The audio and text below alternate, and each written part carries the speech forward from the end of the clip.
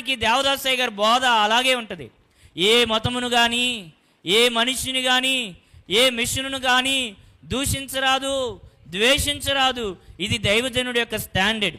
కాబట్టి Bible machine ఎంతగా వృద్ధి చెందుతుంది. ఒకరిని విమర్శ చేయకూడదు, ఒకరిని దూషించకూడదు, ఒకరిని ఏమాత్రము ద్వేషించకూడదు. ఇది బైబిల్ మిషన్ బోధ. ఇది సురక్షితమైన బోధ, ఇది హాని లేని బోధ, ఎవరిని నొప్పించని, ఎవరిని ఇబ్బంది పెట్టని బోధ బైబిల్ మిషన్ బోధ. దేవునికి మహిమ కలుగును గాక. నేడు చాలామంది డిబేట్లని, ఇతర మతాలను విమర్శించే వారు ఉన్నారు, కానీ వారిని మనం విమర్శించకూడదు. కానీ దైవజనుడు మన ఎవరిని విమర్శించమని కానీ, దూషించమని కానీ, ద్వేషించమని కానీ చెప్పలేదు. అది వారికి హాని కలిగించదు. ఈ మంచి పద్ధతి మనకి ఏం కలిగించదో హాని కలిగించదు. ఈ మాటను తీసుకునే చాలామంది పత్రికల్లో ఈ మాటను చూసే చాలామంది మారిపోయారు. అమ్మో, క్రైస్తవులు ఎవరిని దూషించరు, ఎవరిని ద్వేషించరు, వారు దేవుని మాటలే బోధిస్తారు. ఒకవేళ తెలియందేమైనా ఉంటే ఎవరిని అడిగి తెలుసుకోవాలన్నారు అయ్యగారు? దేవుని అడిగి తెలుసుకోవాలి. మనుషుల్ని అడిగితే మీకు సగమే తెలియచ్చేమో. అంటే ప్రతి ఒక్కరిని ఎవరి వైపు తిప్పారు అయ్యగారు? తెలియని ఏమైనా ఉంటే నా దగ్గరికి రండి అని కాగితం రాయించలా. తెలియని ఉంటే నా దగ్గరికి, దేవదాసయ్య గారి దగ్గరికి రండి అని ఆయన తరపున ఉన్న శిష్యులు ఎవరో చెప్పలా. నీకు తెలీదా ఏవైనా? అయితే నువ్వు ఎవరిని అడిగి తెలుసుకో? దేవుణ్ణి అడిగి తెలుసుకో.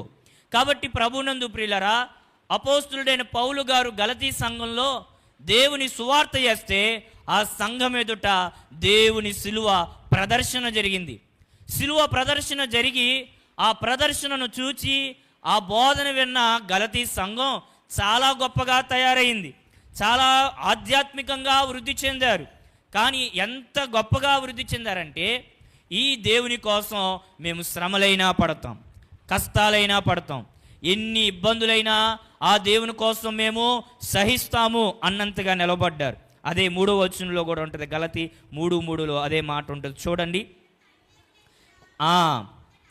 మొదట ఆత్మానుసారంగా ఆరంభించి ఇప్పుడు శరీరానుసారంగా పరిపూర్ణులగుదురా. వ్యర్థంగానే ఏంటంట, అప్పటికే ఏం అనుభవించారు ఆ సంఘము? చాలా కష్టాలు అనుభవించారు, బాధలు అనుభవించారు. ఇదిగో ఆ శిలువ ప్రదర్శన మేము చూస్తాం. ఆ దేవుడు మాకు కావాలి, ఆ నిజమైన దేవుడు మాకు కావాలి, ఆ యేసు ప్రభు మాకు కావాలి. ఆయన కోసం ఎంత కష్టమైనా శ్రమైనా మేము అనుభవిస్తాం, మాకు ఆ దేవుడు కావాలి అనుకున్నారు. ఆత్మానుసారంగా ఆరంభించారంట. కానీ ఎలా పరిపూర్ణులయ్యారు? ఈరోజు మనం కూడా చాలామంది ఇలాగే పడిపోతున్నాం. గలతీ సంఘం అంత గొప్పగా ప్రారంభించి కానీ పడిపోయే చివరిలో ఏమైపోయారు? శరీరానుసారులుగా మారిపోయారు. నేడు ఈ వాక్యం వింటున్న దేవుని విశ్వాసి, నీ ప్రారంభం ఎలా ఉంది? ప్రస్తుతం నీ యొక్క పరిస్థితి ఎలా ఉంది? భవిష్యత్తు నీవేమవుతావు అనేది మనం జాగ్రత్తగా చూసుకోవాలి. అందుకే పౌలు గారు కూడా అంటారు, తాను నిలుచుతున్నాను అనుకునేవాడు ఏం చేయకూడదంట? పడిపోకున్నట్లు జాగ్రత్తగా చూసుకోవాలి. అందుకే నా సంఘంలో నేను ఎలా బోధిస్తా, క్రైస్తవుడు అంటే ఎలాంటి వాడయ్యా అంటే, నున్నటి బండ మీద నూనె పోసి దాని మీద నుంచున్నవాడు అంట. ఏంటంట? నున్నటి బండ మీద నూనె రాసిన బండ మీద నిలుచున్నవాడు. ఇప్పుడు ఆ బండ మీద ఏం చేయాలి? జాగ్రత్తగా నడవాలి, లేకపోతే ఏమవుతాడు? పడిపోతాడు. నూనె రాసిన చోట నడవడమే కష్టం, అది బండ మీద, నున్నటి బండ మీద ఇంకా కష్టం కదా. కాబట్టి ప్రియులరా, దేవుని సన్నిధిలో ఆయన విశ్వాసులారా, మీరు ఎలా నడవాలయ్యా అంటే ఆత్మానుసారంగా నడవాలి. కానీ వీరు శరీరానుసారులుగా మారిపోవడానికి కారణం ఏంటి? ఎంతో గొప్పవారే, శ్రమలు అనుభవించిన వారే పడిపోవడానికి కారణం ఏంటి? ప్రియులరా, వీరి సంఘంలోకి దుర్బోధ వచ్చి చేరింది.